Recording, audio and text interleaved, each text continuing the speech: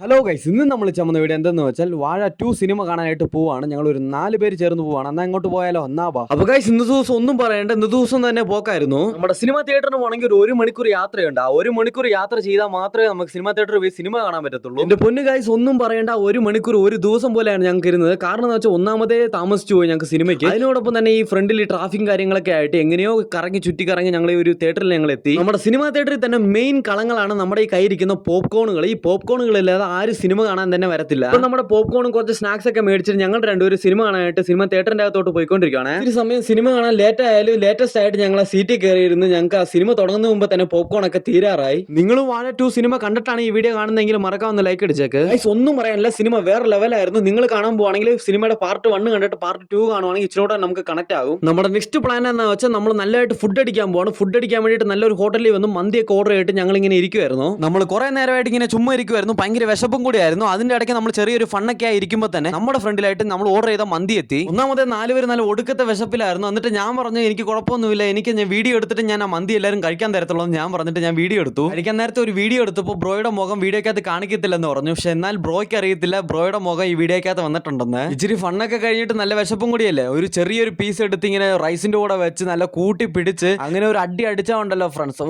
ഒടുക്കത്തെ ടേസ്റ്റ് ആയിരുന്നു. ആ വിശപ്പിന്റെ ആണോന്ന് അറിയത്തില്ല, നല്ല സെറ്റ് ടേസ്റ്റ് ആയിരുന്നു. വയറൊക്കെ ഫുള്ളായി ഞങ്ങൾ ഇറങ്ങി അവിടെ നിന്ന്. ഈ വീഡിയോ നിങ്ങൾക്ക് ഇഷ്ടപ്പെട്ടെങ്കിൽ മറക്കാവുന്ന കമന്റ് ചെയ്യണേ. ഓക്കെ ഗൈസ്, നെക്സ്റ്റ് വീഡിയോയിൽ കാണാം.